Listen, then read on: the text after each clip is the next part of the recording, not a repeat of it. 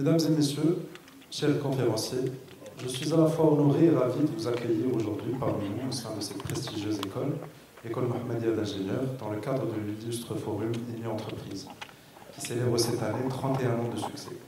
Un événement phare qui réunit des experts, des industriels, des économistes, des fondateurs de start-up, ainsi que des représentants institutionnels autour de sujets d'une importance capitale pour le développement économique et social de notre pays, tout en contribuant à une formation de qualité et au rayonnement culturel et académique de l'établissement au niveau national et international.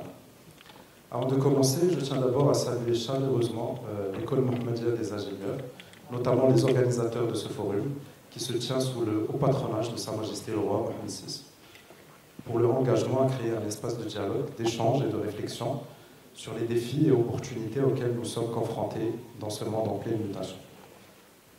C'est dans cette optique que nous allons aborder un sujet d'une actualité cruciale, un sujet aussi passionnant qu'essentiel, l'automatisation industrielle, la transition sociale, comment l'industrie repense la productivité et l'emploi.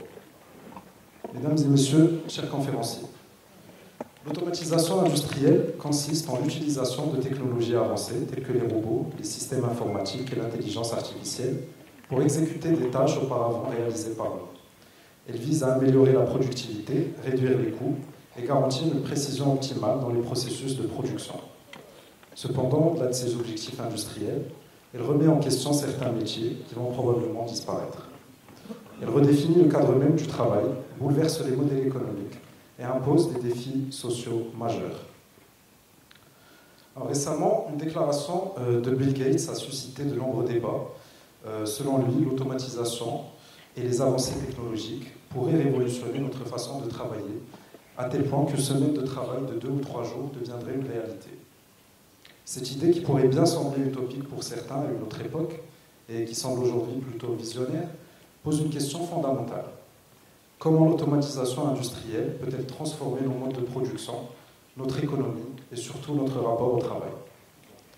Pour comprendre cette évolution, retournons à la fin du XVIIIe au début du XIXe siècle, à l'ère de la révolution industrielle. À cette époque, les premières machines mécaniques ont transformé les modes de production, permettant de produire en masse et en moins de temps. Les travailleurs pensaient alors qu'ils allaient travailler moins grâce à ces avancées.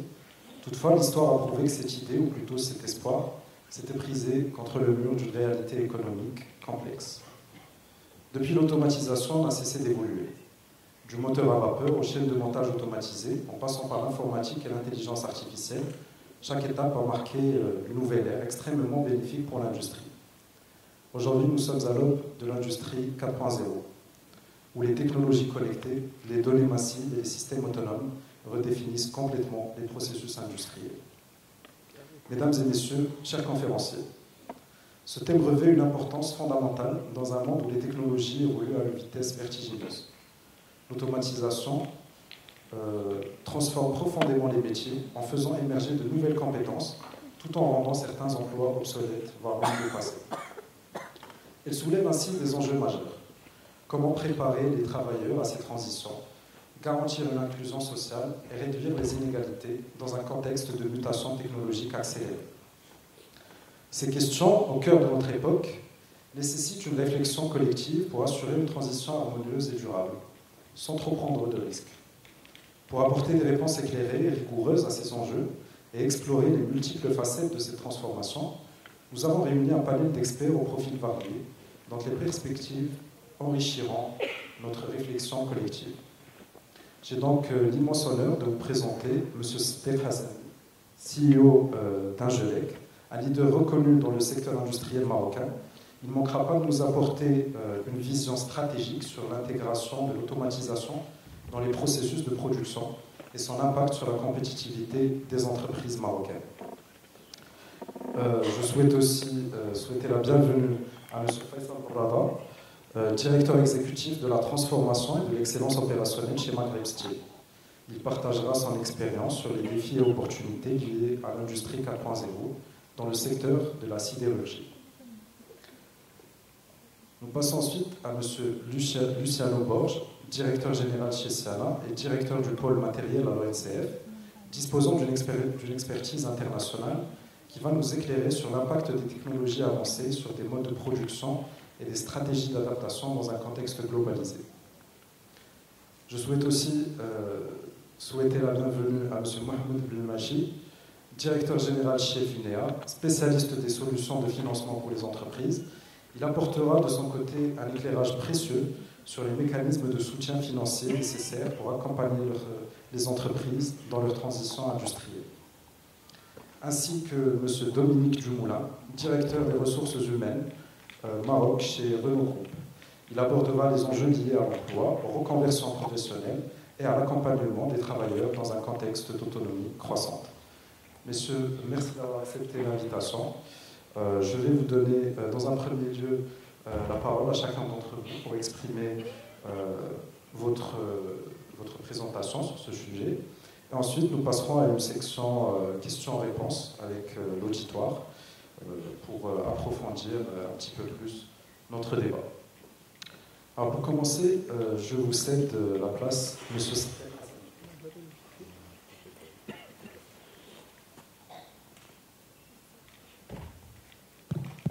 Très bien, merci. Merci et merci aux organisateurs de m'avoir invité. Tout d'abord, je souhaiterais exprimer une vive émotion de refouler les marches de cette belle salle plusieurs décennies après avoir été également un jeune étudiant dans cette école.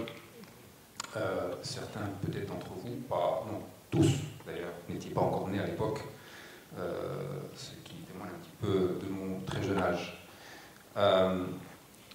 Alors, c'est un problème qui n'est pas nouveau, et vous l'avez très bien dit dans votre présentation, dans la mesure où, au fil des années, l'être humain cherche continuellement à évoluer, à progresser et à remplacer un certain nombre de tâches manuelles par des tâches automatisées. Peut-être juste pour l'anecdote, puisque vous n'allez pas vivre le calvaire que j'ai pu vivre moi-même, mais lorsque j'étais jeune étudiant et que je devais taper mes rapports de stage, je faisais appel à un dactylo pour taper le rapport de stage. Le métier de dactylo n'existe plus. Et pourtant, c'était un rôle extrêmement clé dans les entreprises, dans les administrations, etc. Aujourd'hui, le métier de banquier a changé.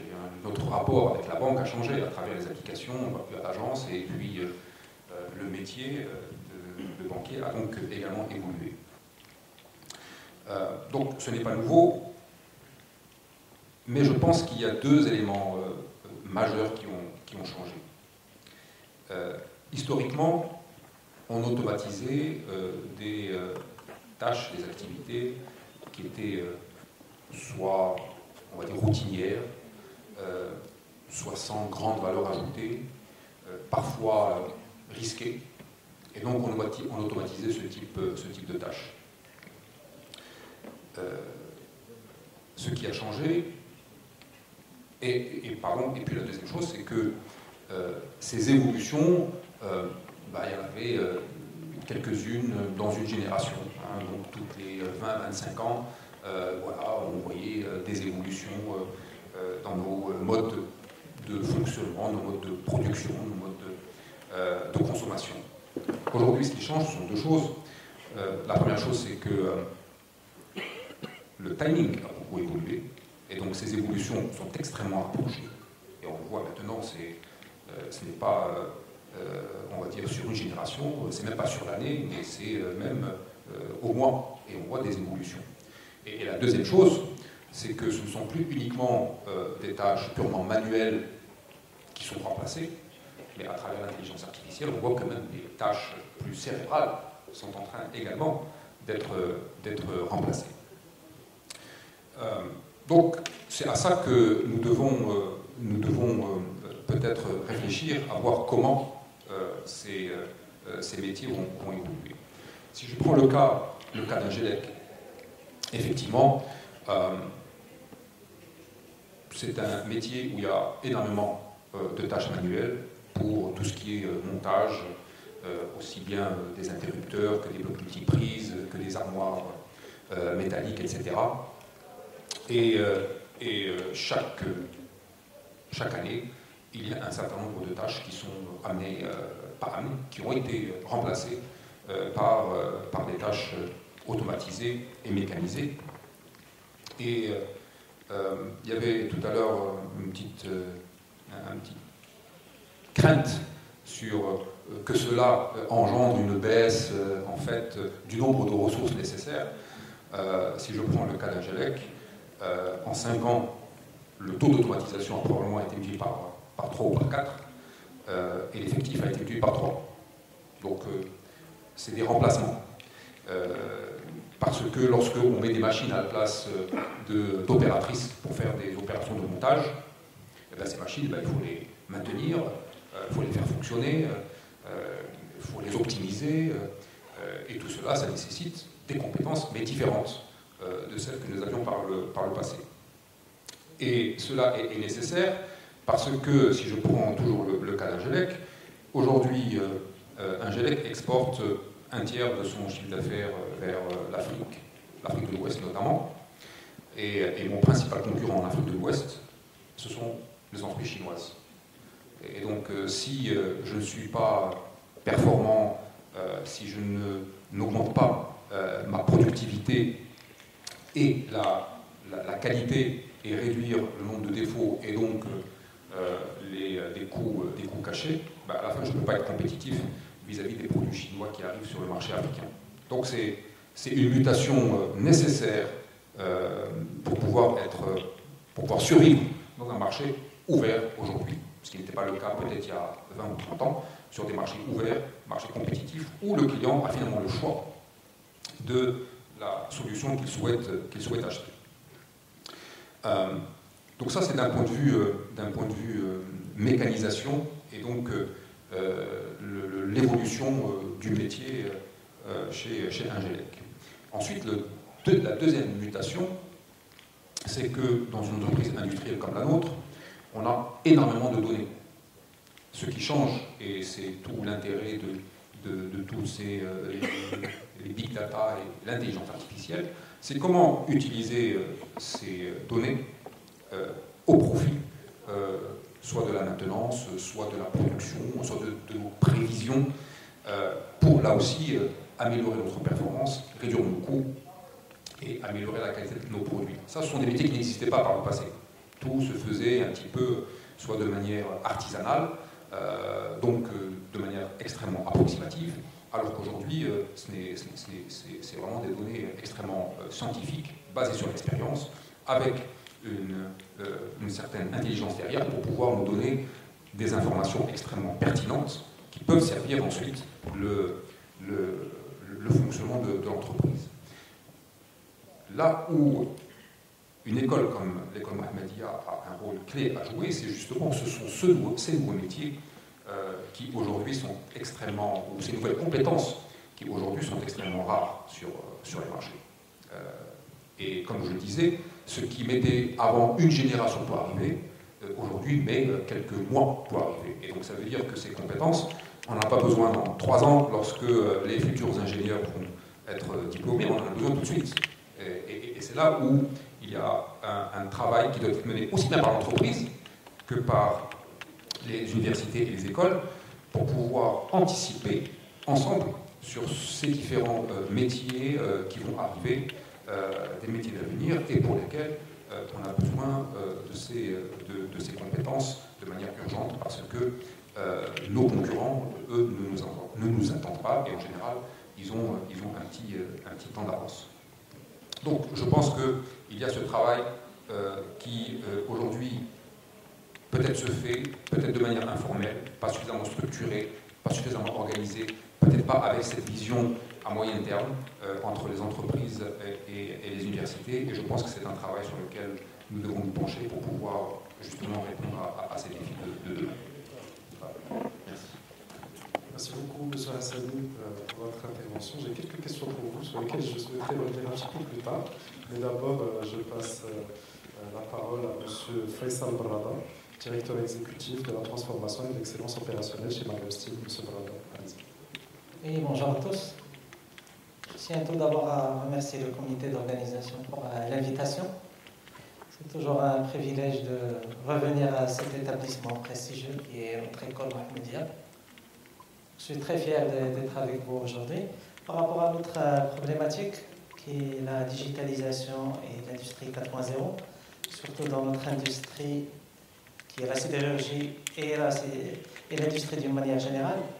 Donc nous, pour partager avec vous un peu l'utilisation de tout ce qui est industrie 4.0 dans notre industrie, on va retrouver l'industrie 4.0 par exemple dans tout ce qui est maintenance, en installant des capteurs sur les machines pour suivre quelques paramètres clés.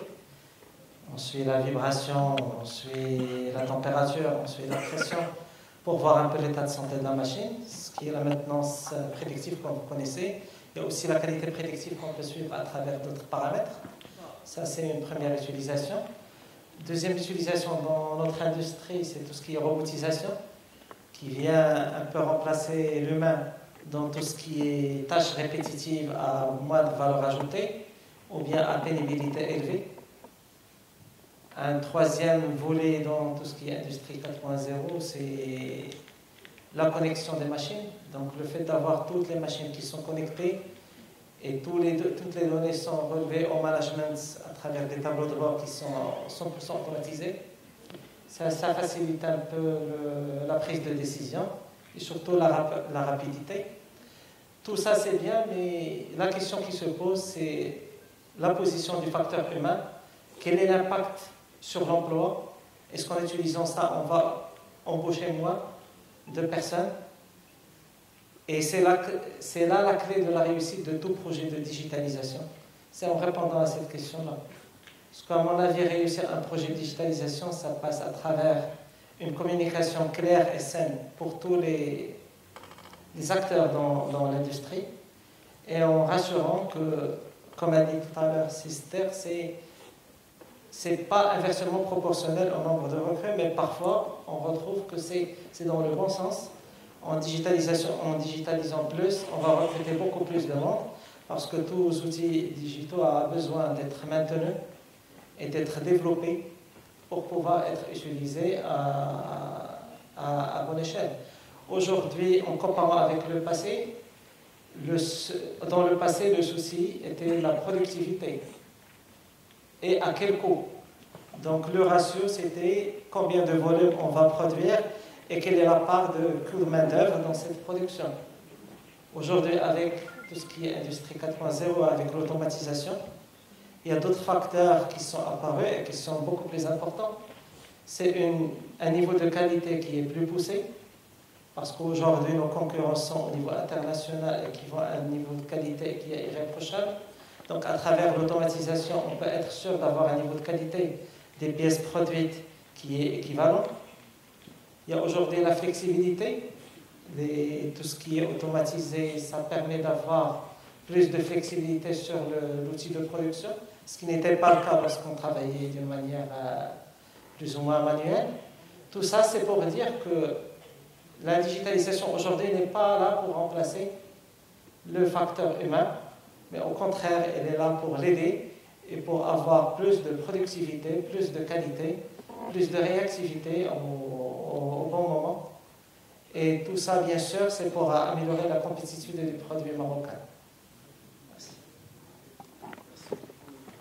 Merci beaucoup, Monsieur Prada. Je cède la parole à Monsieur Luciano Borges. Salam alaikum. Donc, tout d'abord, un immense honneur et privilège. Alors, tout le monde n'étant pas parfait, je ne suis pas émiste, mais voilà, donc je suis ingénieur également. Et c'est toujours un honneur de venir dans des écoles, et une école telle que l'EMI, l'école Mohamedi des ingénieurs, pour partager. Partager parce que j'estime que tous, autant que nous sommes, nous avons ce devoir de give back à nos institutions, aux générations futures. Et puis je pense qu'en tant que responsables dans nos industries respectives, nous devons aider à préparer l'avenir qui nous sera utile de manière un petit peu égoïste, mais qui sera surtout utile à tous les enjeux et challenges économiques, industrielles auxquelles nous allons faire face. Donc je vous remercie également pour l'invitation et pour la thématique choisie. On a eu une petite discussion avant et j'aimerais poser un peu cette problématique-là en réflexion globale. Ensuite, je vous parlerai un peu de ce que nous faisons, comment nous vivons à l'ONCF, dans l'industrie ferroviaire actuelle, l'industrie ferroviaire projetée au Maroc, et comment est-ce qu'on inscrit ça au niveau, en tout cas à l'échelle du pays, Maroc, dans son positionnement international. Alors la question à poser, c'est de dire est-ce qu'il faut avoir peur ou pas peur, comme ça a été dit. Peut-être ce n'est pas la première révolution entre guillemets industrielle que nous sommes en train de vivre. Alors le ferroviaire, la machine à vapeur a été un peu l'effigie des premières révolutions industrielles. On a parlé de mécanisation, de choses comme ça.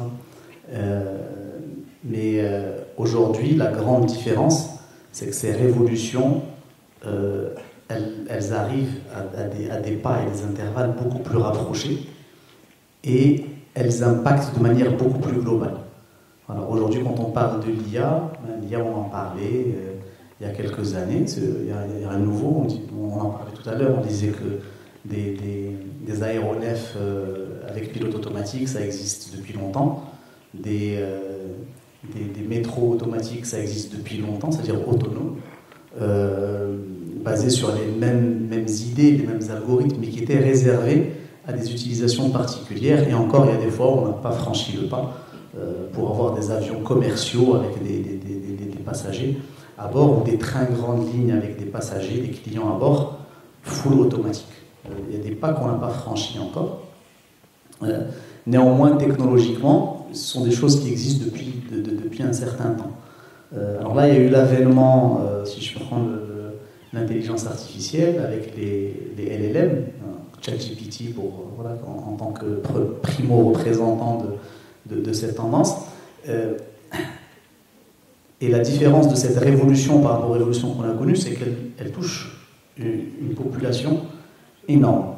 Et elles sont susceptibles de créer plus de dépendance chez beaucoup plus de gens. Voilà. C'est un peu ça. Alors maintenant, faut-il en avoir peur? Je ne sais pas si tous les panélistes seront d'accord, mais je dis qu'au contraire, c'est ce que j'ai pu entendre en tout cas déjà sur les deux premiers intervenants, c'est qu'il faut prendre ça avec beaucoup de confiance. Par contre, il faut s'y préparer. Ce n'est pas la première révolution industrielle, ce ne sont pas les principaux, en tout cas les premiers changements que la société ou les entreprises doivent vivre ou doivent affronter. Et je dirais que, un peu comme cela a été dit, il faut vraiment prendre ces transformations-là comme des opportunités. Alors, des opportunités parce qu'elles doivent être au service de la compétitivité. Une des dernières questions dans la thématique, c'est de dire comment l'État marocain, comment notre pays va se positionner. Donc ça, au niveau d'un pays. Au niveau d'une entreprise, quand vous avez des révolutions ou des évolutions et des entreprises qui ne suivent pas, en général perdent en compétitivité, et en général elles meurent. Donc la problématique n'est pas est-ce que ça va détruire des emplois ou créer des emplois, c'est déjà est-ce que je vais survivre. En général, si je survis, il va se passer, je pense, les deux témoignages qui ont été dits, où en général, le fait d'apprivoiser les évolutions technologiques ne peuvent qu'améliorer la compétitivité et en général permettre de jouer sur des marchés qui sont plus grands. Et donc, même si nous sommes sur des améliorations de productivité, l'océan dans lequel nous naviguons devient plus grand. Voilà. Et donc forcément, c'est synonyme de croissance. Voilà. Ça, c'est vraiment pour vous dire à peu près la réflexion sur ces grandes révolutions, un peu comment les appréhender. En tout cas, moi, c'est comme ça que nous appréhendons dans notre secteur, et ce que j'entends, c'est que je pense qu'on est aligné un peu là-dessus. Maintenant, si je reviens un peu au monde du ferroviaire, donc le ferroviaire au Maroc, grâce à la dynamique portée par la vision stratégique de Sa Majesté Lansro, est au service du développement. Alors c'est le développement d'une mobilité durable, le développement d'une mobilité accessible à tous. Cette vision, elle s'est concrétisée encore il y a moins d'un mois, le 24 avril dernier, avec l'inauguration par Sa Majesté du lancement de l'extension de la LGV, mais qui cache plus de réalité au-delà du titre LGV. Effectivement, c'est l'extension de la ligne grande vitesse d'Oknetra jusqu'à Marrakech, mais c'est également le développement d'autres services, typiquement des services de RER sur la région de Rabat, la région de Casablanca et la région de Marrakech pour commencer. Tout ceci, vous l'imaginez, ça crée une transformation. Donc là, je vais vous parler en deux temps, si vous le permettez.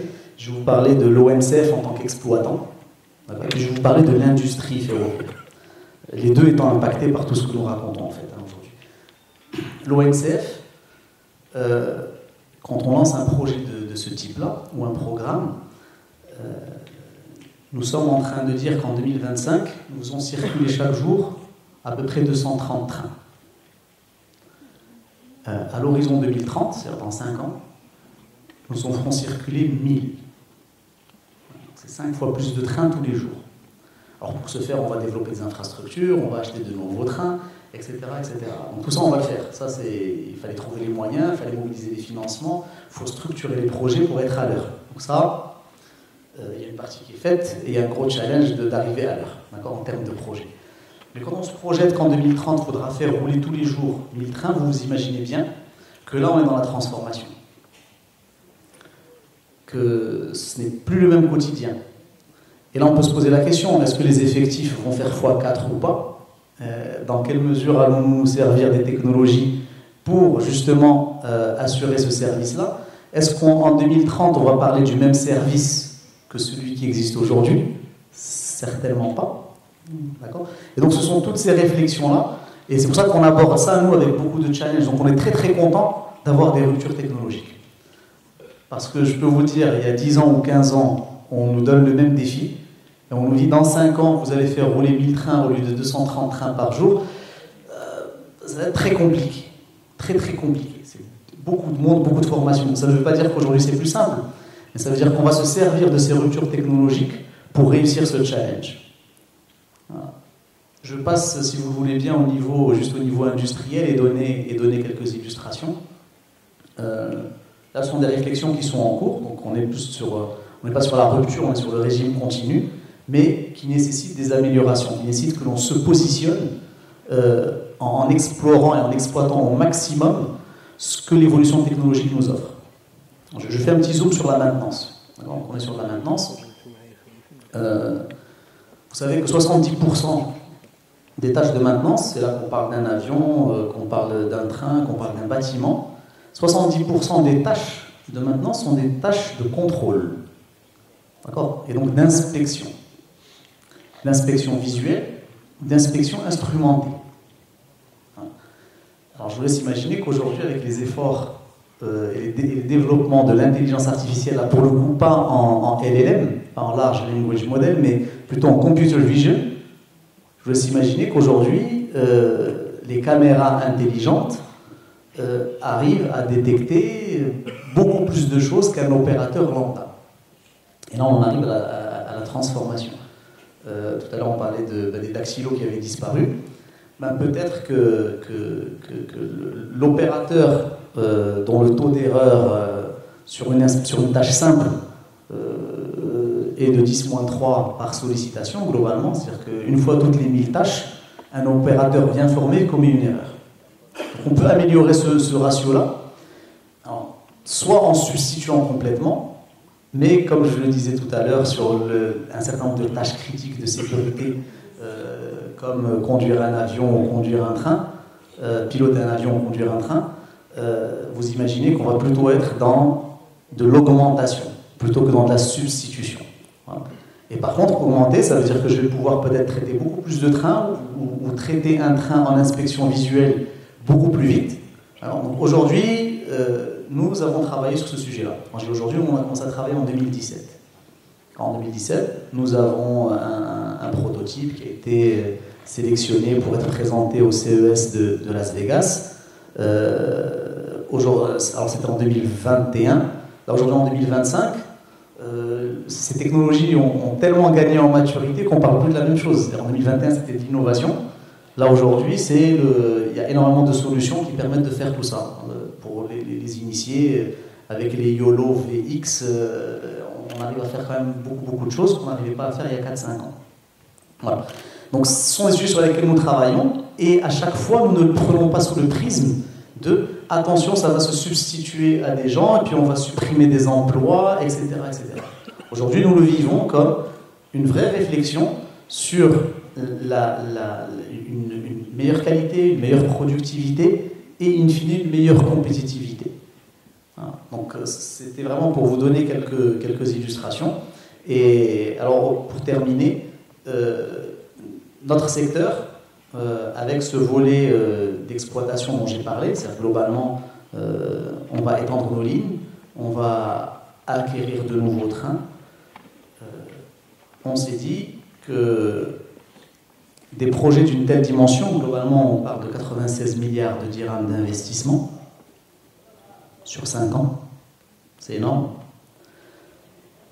Nous ne pouvons pas faire ça sans en tirer un bénéfice et garder une empreinte pérenne industrielle au Maroc. Et c'est là où nous avons créé un cluster ferroviaire pour développer un écosystème, et nous avons, à travers les contrats que nous avons passés, les marchés, exigé ou inclus des clauses dites de compensation industrielle. C'est-à-dire que nous avons demandé aux industriels étrangers, typiquement ceux qui vont nous livrer les trains, donc pour ne pas les citer, Alstom, CAF et Hyundai Rotem, donc français, espagnol, coréen, de faire de la compensation industrielle. Compensation industrielle, c'est-à-dire qu'ils vont venir faire des développements et des fabrications locales et en épousant toutes ces dernières évolutions technologiques. Voilà. Et donc, notre souhait, c'est qu'à l'horizon 2030, on puisse faire rouler en sécurité, confort, qualité 1000 trains par jour au lieu de 230 aujourd'hui, mais que le Maroc ait globalement bénéficié d'atouts technologiques qui lui permettent d'être compétitif et d'être exportateur. Parce que l'avantage des technologies, vous l'aurez compris, c'est l'ouverture des marchés. Et là, c'est à nous d'être bons. Donc il faut qu'on forme, il faut que les nouvelles générations soient ambitieuses et fortes. Mais pour ça, j'ai très peu de doutes. Voilà, merci. Merci beaucoup, Monsieur Borges. Je passe maintenant la parole à Monsieur Mohamed Belmachir.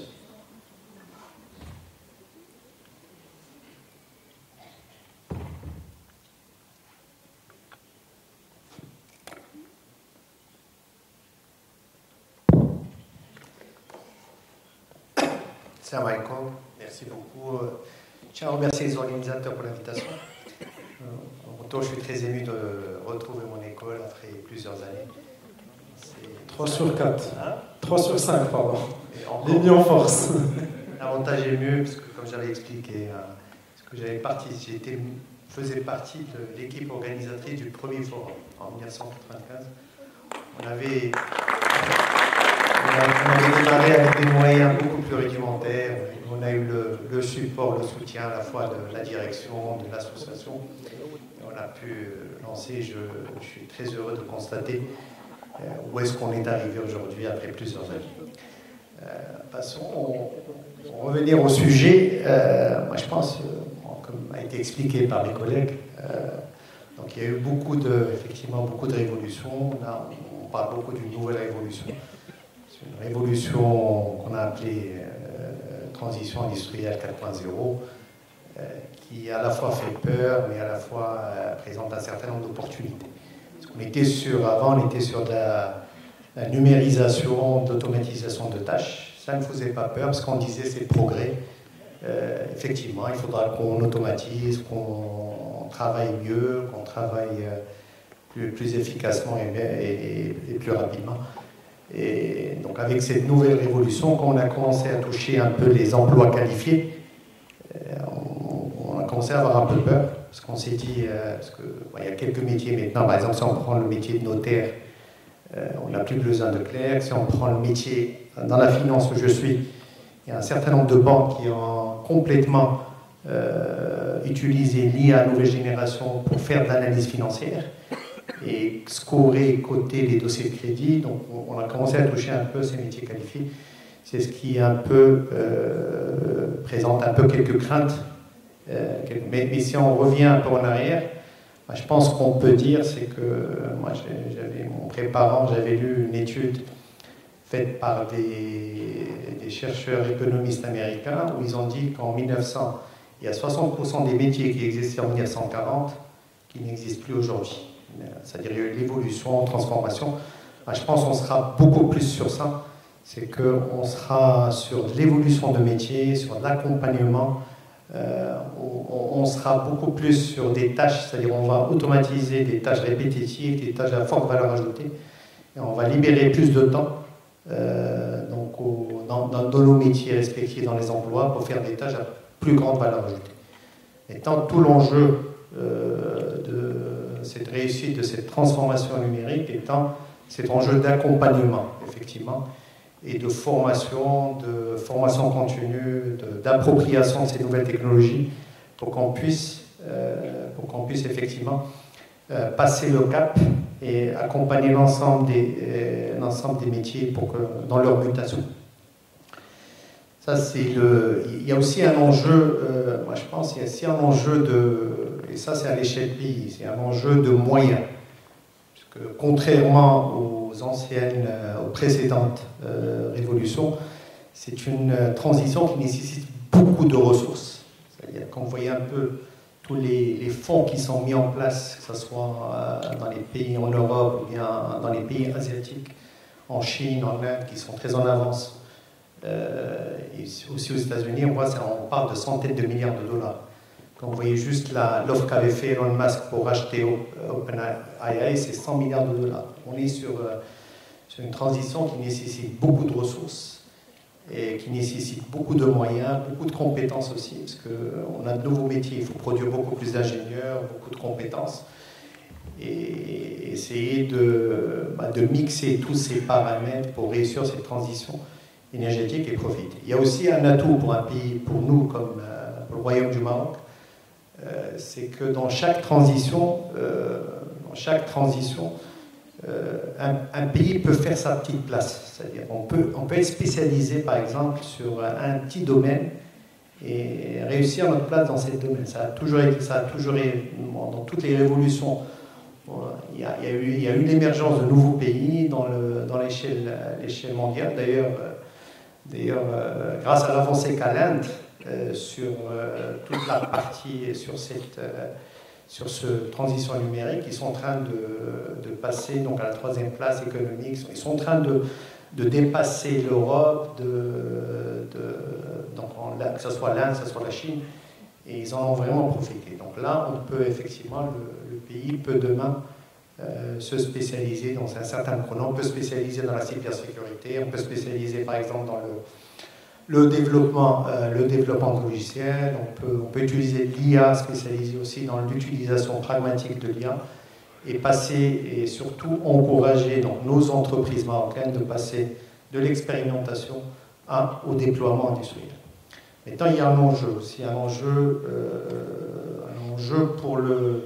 pour nos tissus entrepreneuriaux.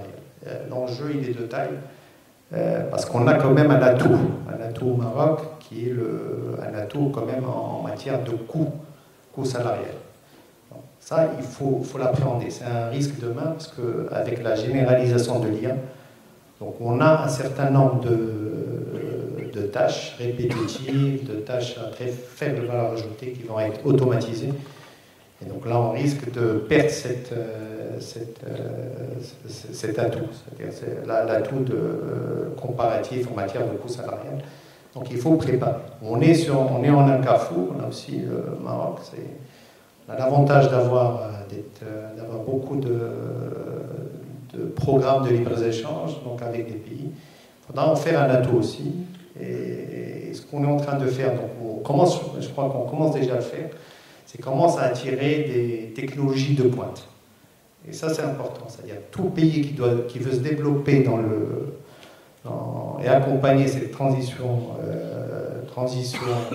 numérique 4.0, comme on n'a pas la compétence et on n'a pas le temps, c'est-à-dire mes collègues ont expliqué que ça va tellement vite, parce qu'on est sur une innovation qui s'accélère tous les ans, tous les jours, il y a de nouvelles innovations.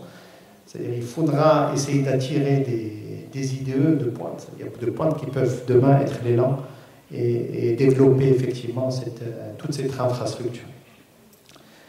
L'autre élément, avant de venir après à la finance, parce que je vais terminer sur ce que peut apporter l'IA pour le monde de la finance, l'autre élément important, c'est qu'il y a quand même beaucoup d'infrastructures à mettre en place. C'est-à-dire dans le cadre de cette révolution, il faut avoir de l'infrastructure, donc on est sur beaucoup de data centers, on est sur une industrie quand même qui est énergéviteur, donc il faudra prévoir, donc sécuriser l'énergie, très consommatrice d'eau, il y a tout ça à appréhender avec tout un impact écologique, bien sûr, qu'il faudra appréhender, il faudra adresser pour pouvoir réussir, bien sûr, cette transition.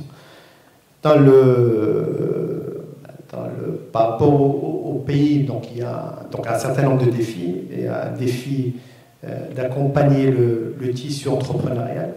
Parce que moi, je pense, pour être en contact avec beaucoup d'entreprises, parce qu'on accompagne les entreprises marocaines de tous bords, dans tous les secteurs, on est un peu sur l'industrie, on est sur les travaux, on est sur des entreprises de fourniture, d'informatique, de numérique.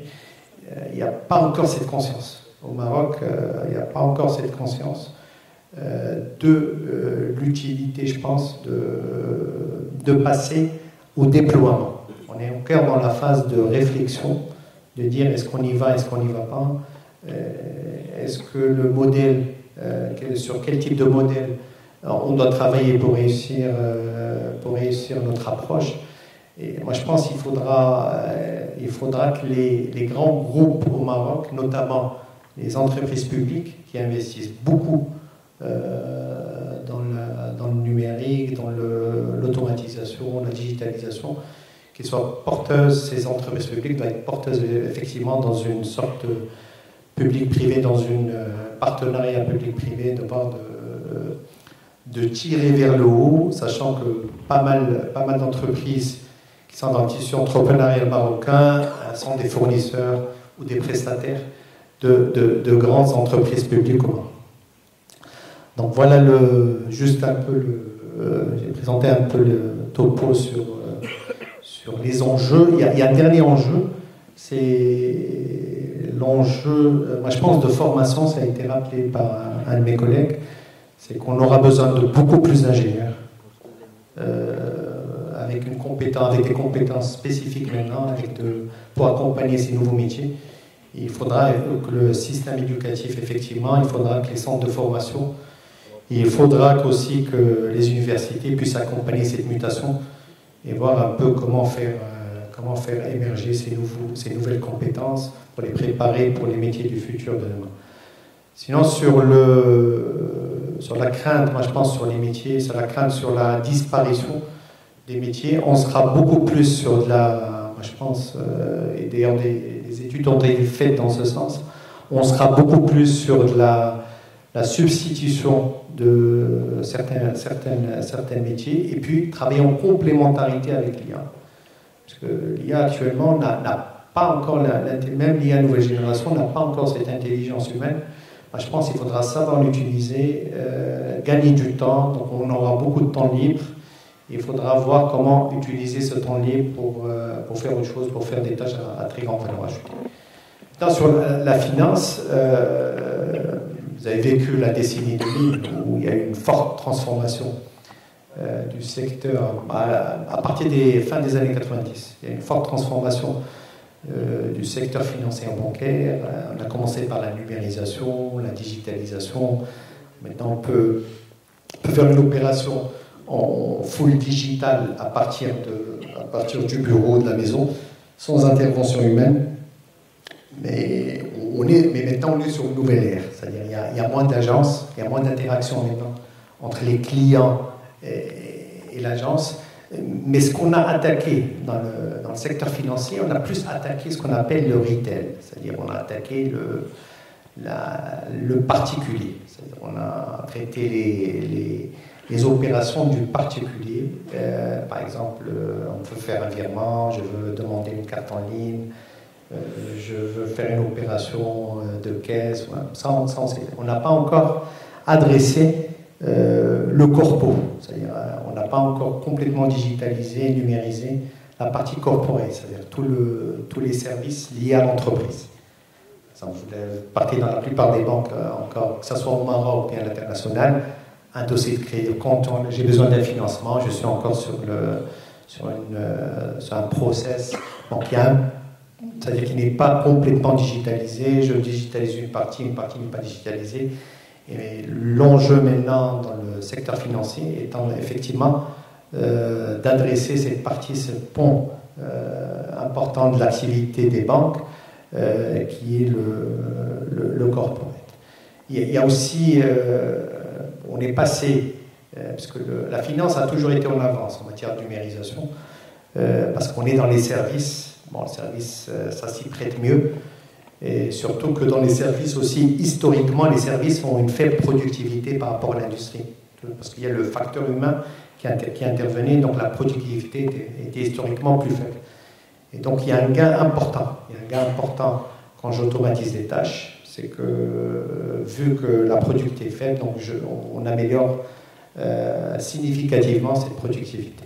Maintenant, l'enjeu actuel dans le métier des finances, c'est développer, c'est travailler avec l'intelligence artificielle nouvelle génération pour développer des modèles prédictifs. C'est-à-dire avec l'analyse de données, avec l'exploitation des données, pour pouvoir voir comment les marchés se comportent, c'est-à-dire avoir une idée sur le comportement d'un marché, pour pouvoir investir, pour pouvoir sortir, la prédiction du risque, la prédiction du scoring, avoir donc des modèles prédictifs très fiables. Donc, c'est des modèles qui ont commencé à être, qui étaient en prototype il y a quelques années, et c'est commencé à être utilisé en pilote. Demain, on sera sur des modèles. Donc, on utilise la base de données conséquente dans la finance et les banques pour pouvoir développer des modèles prédictifs, et ça aura un impact. Ça aura un impact un peu sur un certain nombre de métiers dans la finance. Mais bon, l'enjeu étant de faire évoluer ces métiers pour passer donc à plus de création de valeur, à créer plus de valeur ajoutée dans le cadre de toute la chaîne de valeur. Il y a aussi l'un des métiers qui a été très touché aussi dans la finance avec la numérisation et la nouvelle révolution, c'est les métiers d'assistance clientèle. Parce qu'il y a beaucoup de banques, pas encore au Maroc, mais à l'international, qui ont mis des chatbots très évolués, avec des capacités cognitives qui sont très importantes. Et donc, ils ont supprimé ce métier. Donc, maintenant, c'est plus un robot derrière qui échange avec le client, qui répond au client et qui peut interagir avec le client. Donc, c'est le premier métier qui a été touché par cette révolution. Mais bon, là, il faut le voir plus en opportunité, parce que ce qu'il faut voir, c'est que l'enjeu, on parle dans les études, on parle d'un enjeu d'augmentation du PIB mondial avec cette révolution numérique, sur une croissance sur les 10 prochaines années. Le PIB mondial risque de croître de 10%. Rien qu'aux États-Unis, on estime que le PIB américain peut croître de 2%. Donc il y a un enjeu important. Et le développement, aussi, il faut voir que le développement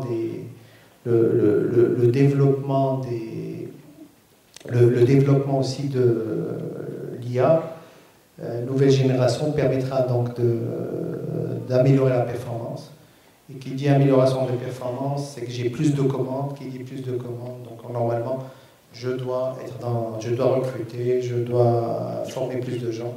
Donc ça ne peut avoir qu'un impact positif. Voilà, donc je termine sur ce point. Merci beaucoup, monsieur Belmachi. Je laisse la parole à monsieur Dominique Dumoulin. Bonjour à toutes et à tous. Je ne sais pas si je vais arriver à vous intéresser après autant de brillantes interventions, enfin, quasiment à la fin. Je vais essayer de vous réveiller un petit peu. D'abord, je suis très heureux d'être ici parmi vous, très heureux que le groupe Renault ait été invité à participer à ce forum, et puis très heureux aussi que ce soit moi qui sois là, parce qu'en général, on m'envoie là où il y a des gens intéressants à rencontrer. Il se trouve que j'ai démarré ma carrière en France, je suis français. Ensuite, j'ai été amené à travailler en Chine, j'ai été amené à travailler en Iran, en Inde, à Dubaï, en Russie, en Roumanie, en Turquie. Et puis maintenant, quasiment à la toute fin de ma carrière, on m'envoie au Maroc. Alors pourquoi le Maroc? Justement parce qu'il y a des gens intéressants. Et aujourd'hui, tout particulièrement à l'EMI, parce que c'est là que sont les gens les plus intéressants du Maroc, vraisemblablement. Alors première chose que je voudrais vous dire, n'ayez pas peur. N'ayez pas peur du remplacement de l'humain par la machine. D'abord, je peux vous dire que s'il y a 31 ans, vous avez organisé le premier forum à l'EMI, dans 31 ans, il y aura encore un forum à l'EMI, et ce ne sera pas des machines que vous aurez en face de vous. Ce que je peux vous dire, en face de vous, vous n'aurez sûrement pas, comme aujourd'hui, 6 hommes, vous aurez probablement un peu plus de femmes que d'hommes, en tout cas plus qu'aujourd'hui, ça c'est sûr. Ensuite, pourquoi très concrètement la machine ne va pas remplacer l'homme? Je vais vous donner un exemple qui ne vient pas du Maroc. Et vous imaginez, je vais vous donner un exemple français. Aujourd'hui, dans le coût de production d'une Renault 5 électrique fabriquée à l'usine de Douai, le coût de l'énergie est supérieur à la masse salariale. Donc tout ce qu'on s'est dit jusqu'à maintenant, ça a cette limite-là. Les entreprises, elles sont là aussi pour gagner de l'argent. En tout cas, pour pouvoir proposer à leurs clients des produits que les clients peuvent s'acheter. L'énergie, c'est un domaine absolument critique.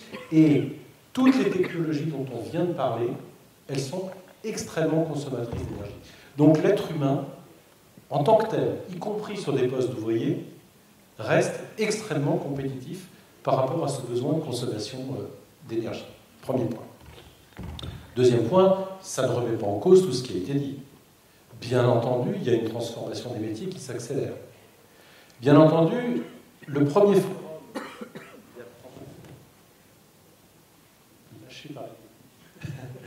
Vous voyez, donc il faut aussi un peu d'humain. Il y a 31 ans, premier forum de l'EMI, la durée de vie des compétences techniques qu'on enseignait dans cette école était de 30 ans. Aujourd'hui, la durée de vie des compétences techniques que vous apprenez, elle est de 2 ans.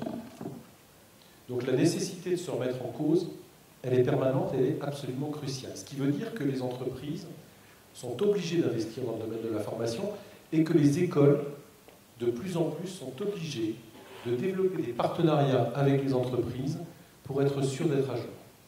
Ça, ce sont quand même des points qu'il faut absolument avoir en tête, parce que ça transforme complètement notre rapport au travail et notre rapport à comment nous former pour être sûr d'avoir un métier demain. Donc aujourd'hui, l'introduction des nouvelles technologies dans les entreprises, et particulièrement sur les entreprises de main-d'œuvre comme l'automobile, oui, ça transforme les métiers, oui, ça automatise. Ça a quand même l'avantage de rendre les postes plus acceptables sur le plan des conditions de travail. On fournit aujourd'hui des aides à la production qui permettent aux gens de rester plus longtemps en activité professionnelle. Ça leur permet aussi d'évoluer dans leur métier. Aujourd'hui, on a une crise. On a une crise de disponibilité de compétences. Je vous donne un exemple très concret sur l'usine de Tanger, 8000 personnes. On a aujourd'hui une crise pour trouver des automaticiens et des roboticiens. Qu'est-ce qu'on fait? Comment on y répond? On développe des programmes de formation qui permettent de reconvertir nos opérateurs en automaticiens et en roboticiens. Ça leur donne des perspectives de carrière qui sont assez nouvelles parce que historiquement, dans la vie d'un ouvrier, les perspectives d'évolution de carrière, c'était uniquement sur des postes de management. Et tout le monde n'est pas fait pour faire du management. Donc ce qui est absolument crucial, c'est que dans nos ouvriers, nous ayons des gens qui soient capables de devenir un jour automaticien ou roboticien. Je prends cet exemple. Ça veut dire que les fondamentaux sont essentiels. L'abandon scolaire est une cause au Maroc qui est une cause absolument fondamentale. Une des grandes causes du pays avec la sécurité routière. C'est aussi pour ça que la Fondation Renault s'engage particulièrement sur ces deux causes. Amener le plus loin possible toute une génération à savoir lire, écrire, compter, c'est essentiel. Ensuite, elle pourra se développer, elle pourra accéder aux écoles d'ingénieurs.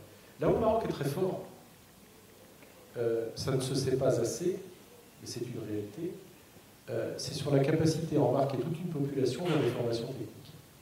On a au Maroc 42% de jeunes filles dans les écoles d'ingénieurs et notamment dans les filières de nouvelles technologies. En France, pour vous donner un titre de comparaison, ce n'est pas 42%, c'est 19%. Donc ça veut dire que même si le Maroc est un pays moins peuplé que la France, il produit plus d'ingénieurs femmes que la France. Et ça, c'est absolument essentiel parce que justement, tout le monde l'a dit avant, on a besoin d'ingénieurs. Et plus on aura la majorité de la population, les femmes c'est quand même 50% de la population, je te le rappelle, qui aura envie d'accéder à ces métiers et d'évoluer dans ces métiers, plus on aura d'opportunités. Enfin, l'automobile au Maroc, c'est que le début de l'histoire. Ça fait plus de 60 ans que l'automobile se fait au Maroc. Elle a connu une accélération considérable il y a une dizaine d'années avec l'implantation de l'usine Renault de Tanger suite à la volonté absolument stratégique du souverain Mohamed VI, Sa Majesté le Roi, qui a eu cette vision au travers du développement du port de Tanger, d'établir cette passerelle entre l'Europe et l'Afrique, qui fait qu'aujourd'hui l'automobile est devenu le premier secteur d'exportation du royaume. Mais encore une fois, ce n'est que le début de l'histoire. Et si les constructeurs automobiles se sont implantés au Maroc au début pour effectivement la productivité, la compétitivité de sa main-d'œuvre, aujourd'hui on y reste pour bien d'autres choses. À titre d'exemple, nous, groupe Renault, depuis 2 ans, 3 ans maintenant, on a développé Renault Digital Maroc, qui est un centre où viennent se développer pour le monde entier toutes les applications que vous pouvez notamment avoir sur vos téléphones, les My Renault, My Dacia, etc., etc. Tout ça maintenant s'est développé ici, pour le monde entier. Et on est en train de développer un centre d'ingénierie produit, parce qu'il faut concentrer toute la chaîne de la valeur, vu le coût de l'énergie, vu le coût de la logistique aussi qui explose à travers le monde, l'intégration locale, c'est quelque chose d'absolument essentiel. Et donc regrouper toute la chaîne de la valeur, de l'ingénierie produit jusqu'au service, en passant par les achats, les fournisseurs et la production, c'est absolument essentiel. Nous, Renault, on pèse aujourd'hui 10 à 12 000 salariés, mais le tissu automobile marocain, c'est aujourd'hui 240 000 personnes avec le tissu fournisseur. Donc vous voyez bien que ça, c'est absolument essentiel. Donc, n'ayez pas peur. Du boulot, il y en aura. Il se transformera.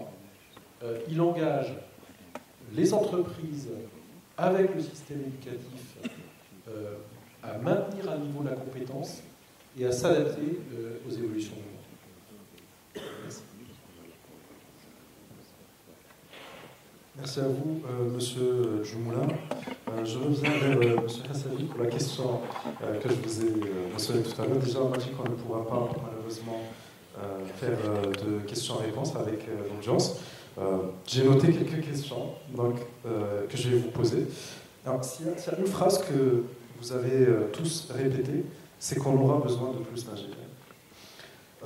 Vous avez souligné un paradoxe qui a attiré mon attention. Vous avez dit que la vitesse du développement technologique est beaucoup plus importante que le temps qui qui est par définition plus long, de la formation des ingénieurs. Vous avez dit qu'on a besoin d'ingénieurs avec de telles compétences aujourd'hui et pas dans 3 ans. Dans cette vision d'un besoin croissant d'ingénieurs compétents et qualifiés, avec des compétences qui changent, comme vous l'avez mentionné, tous les mois, comment est-ce qu'on peut remédier à ce paradoxe?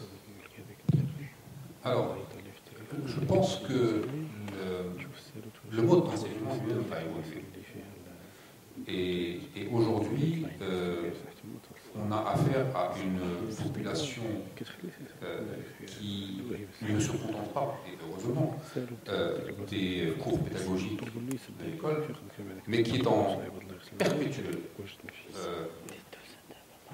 soif d'apprentissage de tout ce qui est nouveau, de tout ce qui est différent, de tout ce qui est à la pointe.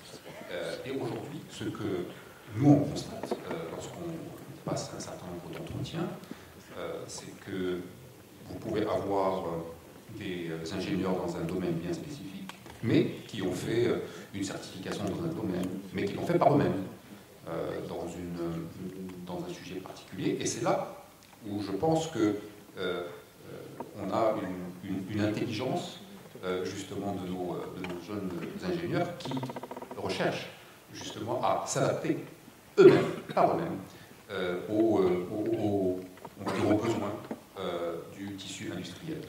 Et c'est là que je pense qu'on peut accélérer ça en étant également extrêmement agile dans nos modes d'enseignement dans nos écoles. Parce que ça relève uniquement de l'initiative personnelle, ce qui est bien, mais ce n'est pas suffisant si on veut en avoir plus et si on veut en avoir plus rapidement. Donc voilà.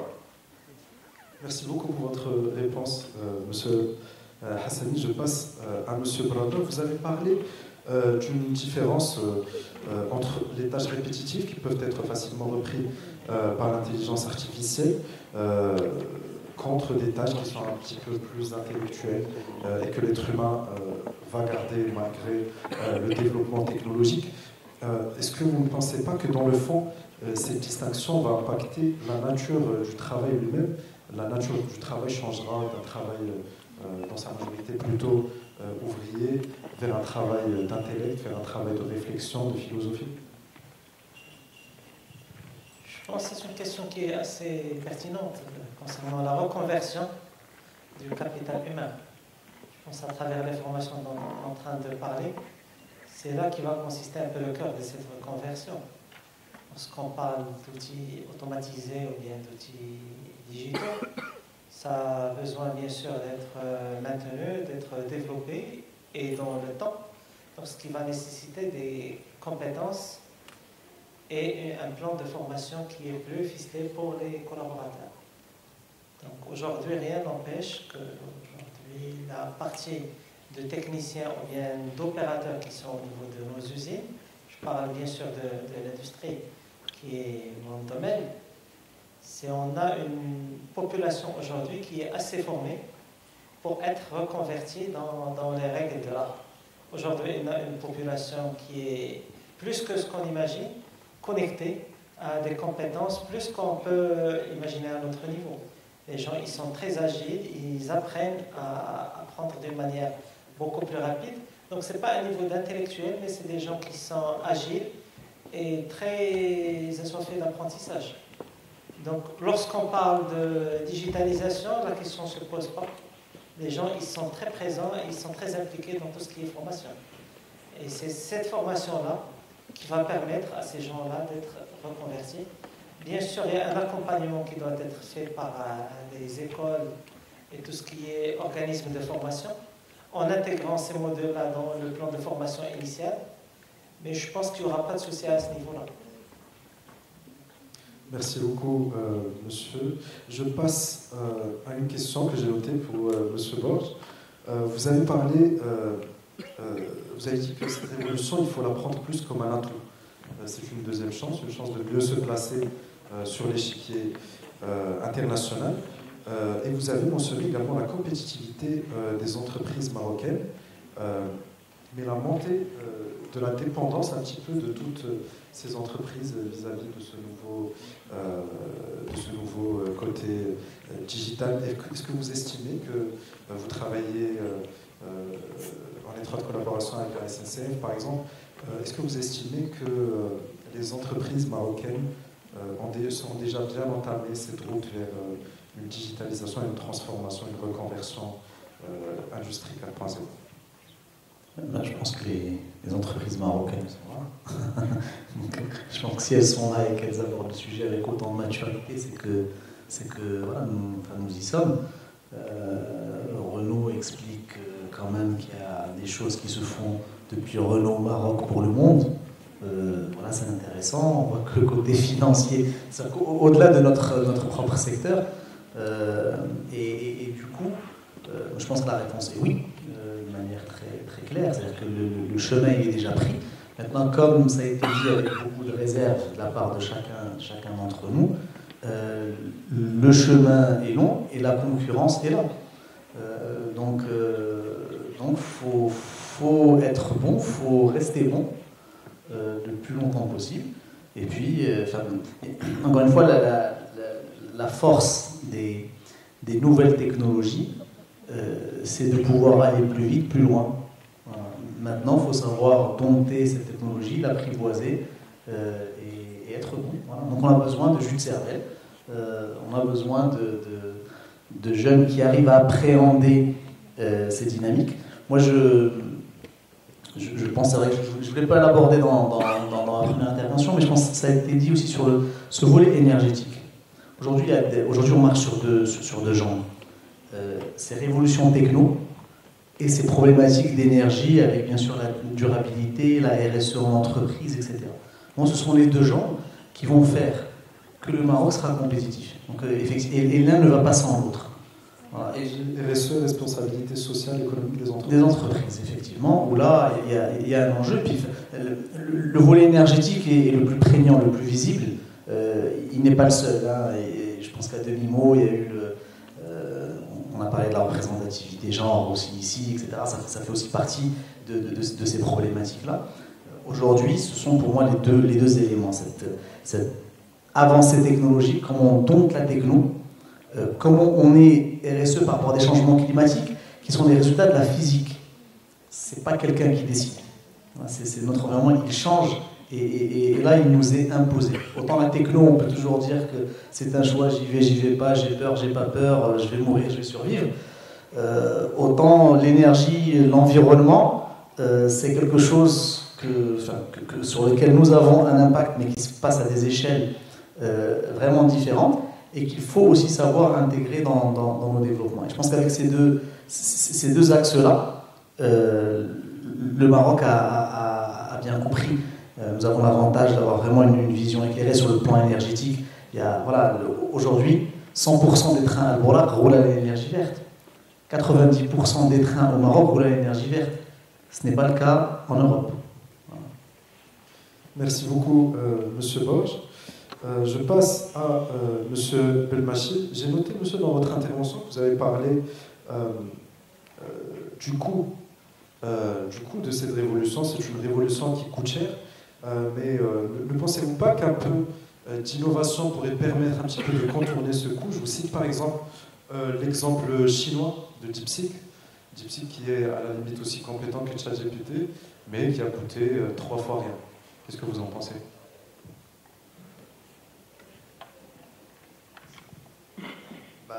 Excellente question, je pense très pertinente. Le modèle chinois, il est à part, parce que la Chine fait en sorte de créer des champions. Donc il y a un marché fermé, il y a beaucoup de subventions. Donc ça permet de développer un peu comme les différents champions qu'on a. Mais maintenant, effectivement, si on voit un peu tous les fonds qui sont mis pour développer cette transition, il y a beaucoup d'argent. On voit juste ce qui est fait en Europe, il y a beaucoup de fonds, il y a beaucoup des fonds, que ce soit aux États-Unis, que ce soit en Chine. Au Maroc, moi j'ai dit, il y a un contournement qui peut être fait. On n'a pas autant de ressources. On ne va pas être dans l'innovation accélérée. il faudra attirer, c'est-à-dire il faudra attirer les IDE de pointe. Et si on arrive à attirer les grands players qui font des IDE de pointe au Maroc, là, ça va être la locomotive qui va un peu, prendre tout le secteur et puis toute l'industrie et la compagnie. Maintenant, il y a des fonds qui sont disponibles au Maroc. Les fonds qui sont disponibles. On est plus sur par exemple, je parle du fonds qu'on a à la Caisse des dépôts et gestion, à la CDG. Et c'est un fonds plus pour start-up. C'est-à-dire qu'on est sur, par exemple, 212 founders, on accompagne les start-up. On est sur des prototypes, on est sur par exemple, des fonds, on finance entre 2 et 4 millions de dirhams, on essaie de démultiplier ça, avoir un effet multiplicateur sur l'entreprise. Et donc, pour accompagner, pour financer, il y a de l'infrastructure à financer. Ça coûte très cher. Il y a les data centers, la 5G, la 6G, il y a toute l'infrastructure numérique à financer. Après, effectivement, il faudra accompagner la transition écologique. Là aussi, c'est beaucoup de fonds à mettre en place. Et quand on voit un peu tout ce qui doit être mis, les préalables, c'est qu'il y a beaucoup de fonds. C'est-à-dire, maintenant, il y a une feuille de route, ce qui est intéressant, qui a été approuvée, moi, je pense, de la transition numérique. Il y a une feuille de route au Maroc qui a été approuvée, je pense, il y a quelques mois, qui donne un peu, avec des objectifs fixés, qui donne un peu le cap. Donc on a le cap sur où est-ce qu'on va aller, et comment on va aller, et comment on va mobiliser les ressources. En général, il y a besoin de beaucoup de fonds, il y a besoin d'accompagnement. Et si je reviens sur le modèle chinois, il y a beaucoup de subventions. C'est-à-dire le gouvernement chinois, mais je pense qu'en 2015-2014, ils avaient mis une centaine de milliards de dollars équivalents pour accompagner toutes ces transitions. Ils ont aussi un avantage, quand on voit des opérateurs comme WeChat, ils ont un marché fermé. C'est-à-dire le fait d'avoir un marché fermé, de disposer d'1,5 milliard d'une population, donc ils démarrent dans leur marché, ils grossissent, ils sont champions, après ils vont dans les pays voisins, et après tu crées un champion. Après, ils ont aussi, chose qu'on n'a pas ici, la Chine et l'Inde ont l'avantage, je crois, de produire 1,5 million d'ingénieurs par an. Donc là aussi, c'est un atout considérable qui permet de développer. Maintenant, dans notre échelle, moi je pense qu'on a une place à prendre. Parce que dans toute nouvelle révolution, il suffit juste de trouver la bonne spécialité. Et on prend le cas d'un certain nombre de pays qui sont spécialisés dans la cybersécurité. Il y a des pays de l'Est qui sont spécialisés dans le développement logiciel. Moi, je pense qu'on peut trouver notre spécialité pour voir un peu, sachant qu'il y a une compétition, bien sûr, qui est féroce à l'international. Après, il faudra voir comment utiliser. C'est ça l'enjeu qu'on a actuellement. C'est comment utiliser ces technologies par nos entreprises et comment aider nos entreprises. Je pense que les entreprises au Maroc, parce qu'il n'y a pas beaucoup de recherche et développement, il faut qu'il y ait de la subvention. Il faut accompagner le tissu entrepreneurial pour utiliser ces technologies, pour améliorer la performance, pour être très compétitif demain, et puis pouvoir effectivement se lancer et concurrencer les autres.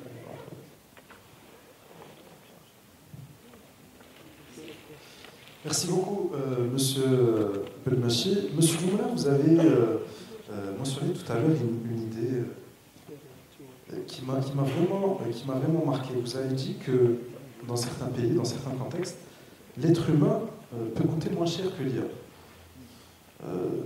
Est-ce que vous pensez que cette révolution un petit peu digitale, industrie 4.0 et le problème que vous avez mentionné de l'énergie, est-ce que vous pensez qu'ils fonctionnent comme des contre-pouvoirs, un petit peu se contrôler mutuellement l'un et l'autre? Moi, je crois qu'il n'y a pas de limite aux besoins. C'est-à-dire qu'on a beau dire en Occident qu'on est saturé, qu'on a bouffé les ressources de la planète, qu'il faut aller vers de la décroissance. En réalité, la technologie, ce qu'elle va apporter, c'est l'augmentation du besoin. Vous pouvez tous en être témoins. Aujourd'hui, vous ne pouvez pas vous passer de votre téléphone portable, vos applications. Il y a 20 ans, vos parents s'en passaient très bien. Donc, et ils n'avaient pas l'impression de cacher leur vie. Donc, de la même façon, ce que va apporter l'intelligence artificielle, c'est des besoins supplémentaires. Notre responsabilité, c'est pour ça que je parlais du coût de l'énergie, c'est de veiller à ce qu'on épuise pas les ressources. Et donc, ça va nous amener à créer plus d'innovation pour justement trouver des sources d'énergie. Alors, on le disait en Maroc, on a cet atout-là, qui est qu'on est capable, je prenais cet exemple tout à l'heure de l'usine de Tanger, l'usine de Tanger, elle consomme plus de CO2 qu'elle n'en émet. Donc, parce qu'on l'a voulu comme ça. Mais on a cette possibilité-là, parce qu'on a accès à l'éolien, vous voyez Tanger, vous voyez l'exposition, on a toute la mécanique de la biomasse qu'on a pu aussi développer. C'est pas développable partout. Donc tirer ces atouts-là pour faire baisser le coût de l'énergie et pour du coup tirer le maximum de ce qu'on peut de l'IA et que l'humain vienne accélérer les cycles de développement pour permettre de répondre aux besoins croissants. Encore une fois, moi je connais mieux le domaine de l'autonomie que les autres, donc je vais illustrer avec ce domaine-là. Pendant très longtemps, on n'arrivait pas à descendre le temps de développement d'un nouveau modèle en dessous des 5 ans. Aujourd'hui, les Chinois nous montrent qu'ils arrivent à le faire en 2 ans. Et ils n'arrivent pas à le faire seulement parce qu'ils travaillent 80 heures par semaine, c'est pas vrai. Ils arrivent à le faire parce qu'ils ont travaillé, ils ont établi des modes de conception différents qu'on peut parfaitement, nous aussi, développer. On n'est pas moins fort qu'eux de ce point de vue-là. Et ces outils, tous ces outils d'intelligence artificielle qui arrivent, vont nous aider à repenser le processus. Le risque que l'on a, finalement, c'est de vouloir continuer à faire comme on l'a toujours fait, et en ajoutant des technologies au-dessus. Donner un exemple très concret. Quand PowerPoint est arrivé, on était super contents parce qu'on a arrêté, on parlait des dactylos tout à l'heure, on n'avait plus besoin des dactylos, on a arrêté d'écrire sur des transparents, d'utiliser des rétroprojecteurs, etc. Et on a vu se multiplier les présentations à 100, 150, 200 diapositives, et avoir des tas d'ingénieurs qui passaient leur temps à fabriquer les PowerPoint. On a fini par en revenir. Il faut qu'on domestique l'IA pour éviter de perdre du temps avec l'IA à faire joujou.